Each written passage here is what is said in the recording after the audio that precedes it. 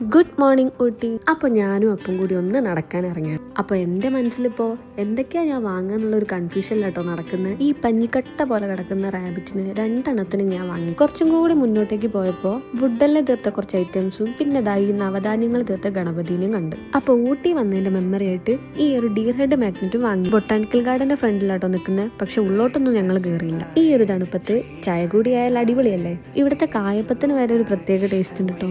എനിക്കെന്തായാലും നല്ല ഇഷ്ടപ്പെട്ടു. അങ്ങനെ 2 കെട്ട് ഊട്ടിപ്പൂവും കൂടെ വാങ്ങി. അപ്പോഴേക്കും എല്ലാവരും എത്തിയിട്ടുണ്ടായിരുന്നു. പിന്നെ ഞങ്ങൾ മൊത്തത്തിലൊന്ന് റൗണ്ട് അടിക്കാന്ന് വെച്ച് അങ്ങനെ കുറച്ചും കൂടി മുന്നോട്ടേക്ക് പോയി. രാവിലെ തന്നെ നല്ല ചൂട് മസാല ദോശയും ചായയും അതും കഴിച്ച് ഞങ്ങൾ മെല്ലെ തിരിക്കാന്ന് വെച്ച്. പിന്നെ അങ്ങോട്ട് കണ്ണ് കാണാൻ പറ്റാത്ത മഴയിനി, അതുകൊണ്ട് വീഡിയോസ് ഒന്നും എനിക്ക് എടുക്കാൻ പറ്റിയില്ല. പിന്നെ ഇടയ്ക്ക് വെച്ചൊന്ന് ചായ കുടിക്കാൻ ഇറങ്ങി. പിന്നെ കുറച്ച് ചോക്ലേറ്റ്സ് ഒക്കെ വാങ്ങാൻ ഒരു ഷോപ്പ് കയറി. അവിടെ കയറുന്നവരെ പുറത്ത് അന്തരീക്ഷമൊക്കെ നോർമൽ ആയിരുന്നു. പുറത്തേക്ക് ഇറങ്ങിയപ്പോഴോ മൊത്തം കോട വന്നിട്ട് അങ്ങോട്ടും ഇങ്ങോട്ടും കാണാൻ കൂടി പറ്റുന്നില്ല ഇനി. പിന്നെ ഇടയ്ക്ക് വെച്ചൊന്ന് ഫുഡ് കഴിക്കാനും കയറി. ഇപ്പൊ ഞങ്ങള് പന്തലൂര് വഴിയാണ് പോകുന്നത്. ഇവിടുന്ന് അങ്ങോട്ട് മൊത്തം ആന ഇറങ്ങുന്ന സ്ഥലാട്ടോ. ഈ ഒരു ടീ ഷോപ്പിത്തെ പയ്യൻ അവിടെ ആന ഇറങ്ങിയതിന്റെ കാര്യങ്ങളൊക്കെ ഡീറ്റെയിൽ ആയിട്ട് ഞങ്ങൾക്ക് പറഞ്ഞു തന്നു. ആ കാണുന്നൊക്കെ ആന ഇറങ്ങി വന്നതിന്റെ അടയാളം. എന്തായാലും ഇവിടെയുള്ളവരൊക്കെ സമ്മതിക്കണം കേട്ടോ. ഈ കാണുന്നതൊക്കെ ആന സ്ഥിരമായിട്ട് നിൽക്കുന്ന സ്ഥലം. അവിടെ നിന്ന് അധിക നേരം ഫോട്ടോസ് ഒന്നും എടുക്കാൻ പറ്റത്തോണ്ട് ഞങ്ങൾ വേഗം അവിടെ നിന്ന് ഇറങ്ങി. ഈ ഒരു ട്രിപ്പ് സത്യത്തിൽ കുറെ മെമ്മറീസ് തന്നിട്ടോ. ചെറിയ പ്ലാൻ ആയിട്ട് വന്ന ഞങ്ങൾക്കിത് ലാസ്റ്റിലേക്ക് വലിയൊരു എക്സ്പീരിയൻസ് ആ കിട്ടി. ഇനി ഞങ്ങൾ ഞങ്ങളെ സ്വന്തം നാട്ടിലേക്ക്. അപ്പോൾ ഓക്കെ, ബൈ.